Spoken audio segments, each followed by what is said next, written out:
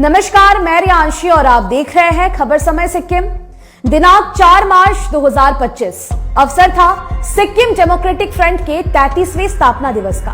Party अध्यक्ष और सिक्किम के पूर्व मुख्यमंत्री पवन चामलिङ ने आखिर अपना मौन तोड़ ही दिया।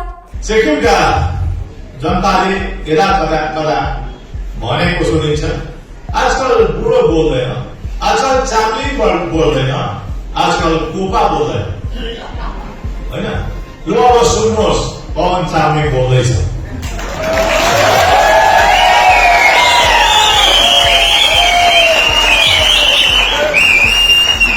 पिछले वर्ष हुए विधानसभा चुनाव 2024 के बाद पहली बार उन्होंने सार्वजनिक रूप से लोगों के सामने आकर भाषण दिया।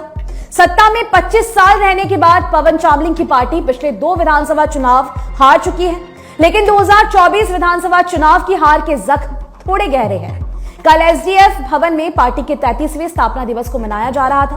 पार्टी अध्यक्ष पवन चामलिङ ने जोरों शोरों से अपने पार्टी कार्यकर्ताओं की उपस्थिति में पार्टी का झंडा फहराकर फिर केक काटकर एसडीएफ के 33वें स्थापना दिवस को मनाया। जैसे ही मंच में वो कार्यकर्ताओं को संबोधित करने आए, पार्टी कार्यकर्ताओं ने गर्मजोशी से उनका स्वागत किया।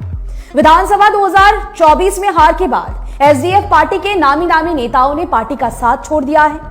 इसके बाद यह भी कयास लगाया जा रहा था कि क्या पवन चामलिङ भी राजनीति से संन्यास ले लेंगे। मंच पर खड़े होकर पवन चामलिङ ने अपना भाषण शुरू किया। भाषण की शुरुआत में ही उन्होंने कहा कि ऐसी चर्चा उड़ रही है कि आजकल पवन चामलिङ बोलते नहीं है, यानी कि सार्वजनिक रूप से लोगों के सामने या फिर मीडिया के सामने आकर कुछ कहते नहीं है।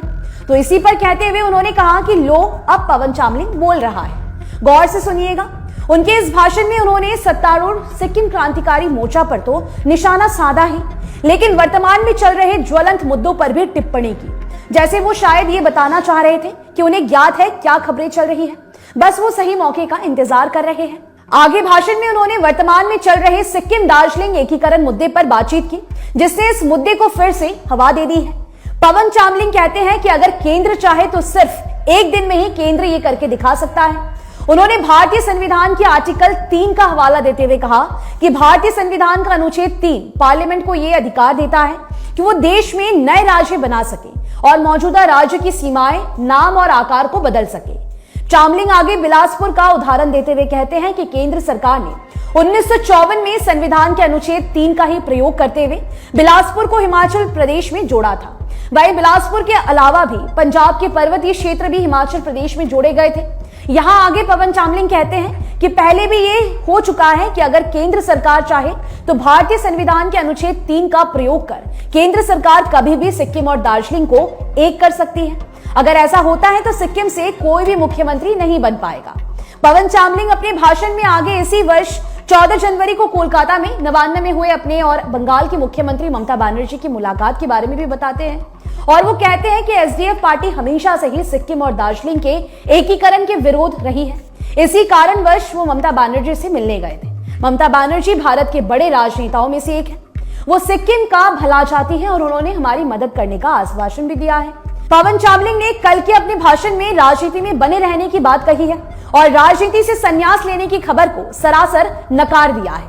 वो कहते हैं कि राजनीति आसान नहीं है। हमने 2 चुनाव हारे हैं और ये बात कबूल भी करते हैं। सिक्किम की जनता ने उन्हें इस बार विधानसभा से बाहर रखा है, लेकिन अपने बीच जरूर रखा है।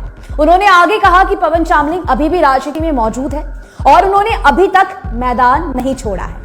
इसी भाषण के साथ ही सिक्किम के पूर्व मुख्यमंत्री और एसडीएफ पार्टी के अध्यक्ष पवन चामलिङ ने राजनीति में बने रहने का संकेत दे दिया है। फिलहाल अभी के लिए दीजिए इजाजत। आपको बता दें कि आपके लिए खबर हमारे प्रतिनिधि केवल तामंग द्वारा लिखी गई है। और भी पहाड़ों से विभिन्न अपडेट्स पाने के लिए देखते रहे खबर समय सिक्किम। धन्यवाद।